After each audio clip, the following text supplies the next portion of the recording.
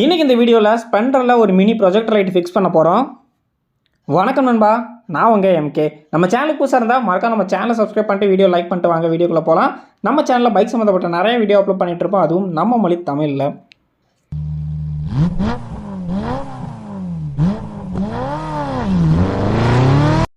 Fix பண்ணுறதுக்கு மட்டும் இந்த ப்ராடக்ட்டை பற்றின ஒரு குட்டி ஸ்டோரி, ஒரு சின்ன ரிவ்யூ பார்த்துடலாம். ப்ராப்பரான ரிவ்யூ வேணும் அப்படின்னா நம்மளுடைய ஸ்டோரோட யூடியூப் சேனலில் ஃபுல் ரிவ்யூ அப்லோட் பண்ணியிருக்கேன். இந்த ப்ராடக்ட் உங்களுக்கு வேணும் அப்படின்னா எம்கே பைக்கை பிடிச்சவங்க நம்மளோட ஸ்டோரில் நீங்கள் ஆர்டர் ப்ளேஸ் பண்ணி வாங்கிக்கலாம். எல்லா லிங்க்குமே கமெண்ட்லேயும் இருக்குது, பயோலையும் இருக்குது, செக் பண்ணி பார்த்துங்க. ஓகே, இதை பொறுத்த வரைக்கும் பார்த்தீங்கன்னா ஃபுல்லாக மெட்டல் பாடியில் பண்ணது, 18 வாட்ஸ் ப்ரொடியூஸ் பண்ணோம். சுற்றி இருக்கக்கூடிய ரிங் வந்து ஒயிட் கலரில் இருக்கும். லைட் வந்து பார்த்தீங்கன்னா லோ பீமில் எல்லோவும், ஹை பீமில் ஒயிட் கலரும் ஒர்க் ஆகும். ஸோ எல்லாமே H4 பின் தான். நார்மலாக எல்லா பைக் அண்ட் ஸ்கூட்டருக்கும் சூட்டபுளான ஒரு ப்ராடக்ட் தான் இது. இப்போ நம்ம ஸ்பெண்டரில் ஃபிக்ஸ் பண்ண போகிறோம். நார்மலாக இருக்கக்கூடிய ஹாலஜன் வந்து 35 வாட்ஸ் வரும். ஸோ பட் அதை விட இது பவர் எப்படி இருக்குங்கிறத லாஸ்ட்டில் பார்க்கலாம். ஃபஸ்ட்டு வந்து மாஸ்க்கை ரிமூவ் பண்ண போகிறோம். அதுக்கு இங்கே ஒரு போல்டு, அங்கே ஒரு போல்டுன்னு சொல்லிட்டு 10ஆம் நம்பரில் 2 போல்ட் இருக்கும். ஸோ அதை நீங்கள் ரிமூவ் பண்ணிவிட்டு மாஸ்க்கை நீங்கள் ரிமூவ் பண்ணிடலாம். எல்லா எல்இடியுமே டிசியில் தான் ஒர்க் ஆகும். ஸோ கனெக்ஷனை பற்றியும் நம்ம பேசலாம். ஃபஸ்ட்டு வந்து பார்த்தீங்கன்னா மாஸ்க்கை ரிமூவ் பண்ணிட்டேன். அடுத்ததான் நம்ம செய்யக்கூடியது ஹெட்லைட் அசம்பிளியை ரிமூவ் பண்ணணும். இப்போ ஹெட்லைட் அசம்பிளியை நம்ம ரிமூவ் பண்ணியாச்சு.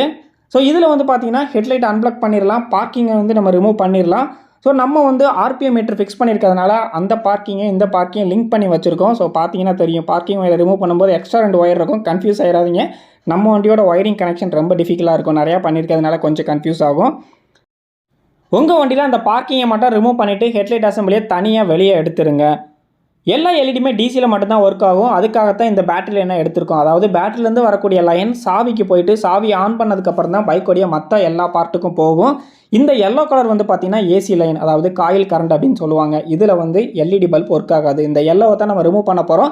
ரிமூவ் பண்ணிவிட்டு அந்த பேட்டரி லைனை கொண்டு போய் இந்த இடத்துல வந்து கனெக்ஷன் பண்ண போகிறோம். இதுதான் கான்செப்ட். இதை பற்றி ஏகப்பட்ட வீடியோவில் பேசிட்டோம். நம்மளுடைய இன்னும் சில வீடியோவும் இருக்குது, அதில் போய் பாருங்கள், கிளியராக புரியும். ஓகே, இப்போ வந்து அந்த காயில் கரண்ட் இருக்கக்கூடிய எல்லோ கலர் ஒயரை நம்ம ரிமூவ் பண்ண போகிறோம். ரிமூவ் பண்ணிவிட்டு இதை கொடுக்க போகிறோம்.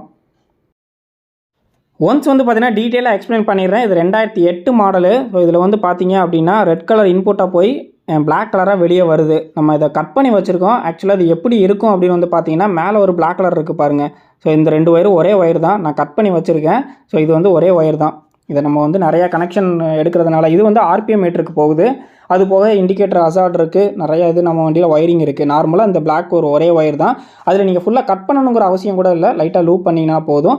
இப்போ நம்ம பண்ண போகிறதும் வந்து பார்த்திங்கன்னா இந்த லூப்பு தான். ஒரே ஒரு எடுத்துகிட்டு கொண்டு போய், அதாவது காயில் கரண்டை எடுத்துகிட்டு அந்த இடத்துல இந்த ஒயரை போட போகிறோம். இதுதான் வந்து பார்த்திங்கன்னா 2008 மாடல் ஸ்பெண்டரோடைய டிசி லைனு.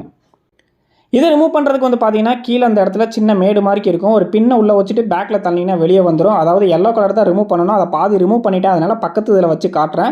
ஸோ அப்படி வச்சுட்டு தள்ளிங்கன்னா லூஸ் ஆயிரும். அதுக்கப்புறம் வெளியே எடுத்திங்கன்னா வந்துடும். நீங்கள் டிசிக்கு கன்வெர்ட் பண்ணிங்க அப்படின்னா கம்பல்சரி காயில் கரண்டை ரிமூவ் பண்ணணும். 2 கரண்ட்டும் மீட் பண்ணிச்சுன்னா பேட்டரி பஸ்ட் ஆகும், இல்லை வந்து பல்பு பஸ்ட் ஆயிரும். ஏதாவது பிரச்சனை வர்றதுக்கு வாய்ப்பு இருக்குது. நிறைய பேர் இதை மிஸ் பண்ணுறீங்க. ஸோ மறந்துடாதீங்க. இப்போ பேட்டரி லைனை கொண்டு வந்து இதில் கொடுத்தாச்சு. இதில் கொடுத்துட்டு ப்ளக் பண்ணிட்டீங்க அப்படின்னா பேட்டரியில் நேராக சுவிட்சுக்கு போயிடும். நம்ம சுவிட்சை ஆன் பண்ணுறப்ப ஹெட்லைட் வந்து பேட்டரி லைனில் ஒர்க் ஆக ஆரம்பிச்சிடும்.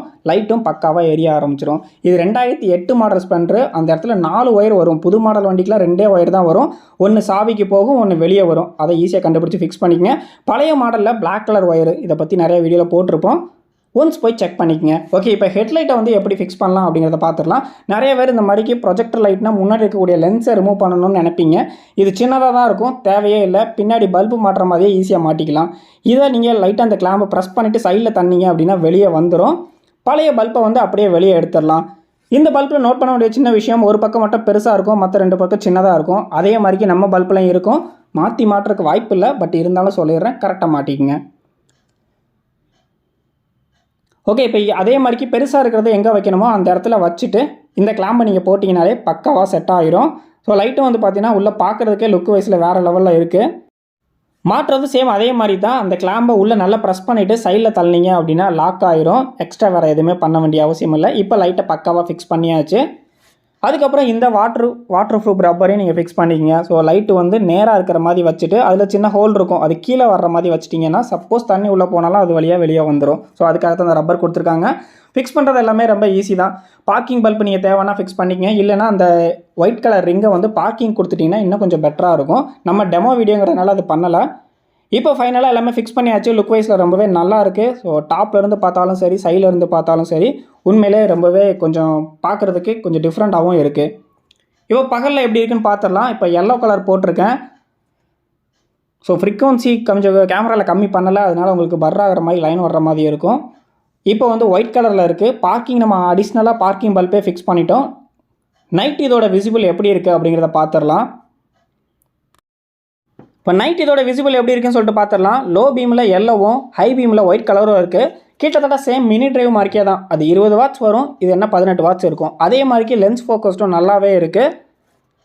ஃபுல்லாகவே இருட்டாக இருக்கிறப்ப எப்படி இருக்குன்னு பாருங்கள். லைட்டு போடுறப்ப எப்படி இருக்குது டிஃப்ரெண்ட் அப்படிங்கிறத பார்த்தீங்கனாலே உங்களுக்கு தெரியும். ஸ்ப்ளெண்டர் வச்சிருக்க உங்கள் ஃப்ரெண்ட்ஸ் கிட்ட மறக்காமல் இந்த வீடியோ ஷேர் பண்ணி விடுங்க. உங்களுக்கு இந்த ப்ராடக்ட் தேவைப்பட்டுச்சு அப்படின்னா MK Bike Pit இன்ஸ்டாகிராமில் ஃபாலோ பண்ணிவிட்டு ஒரு DM பண்ணுங்கள். இல்லை நம்ம நம்பருக்கு வாட்ஸ்அப் பண்ணி ஆர்டர் ப்ளேஸ் பண்ணிக்கலாம்.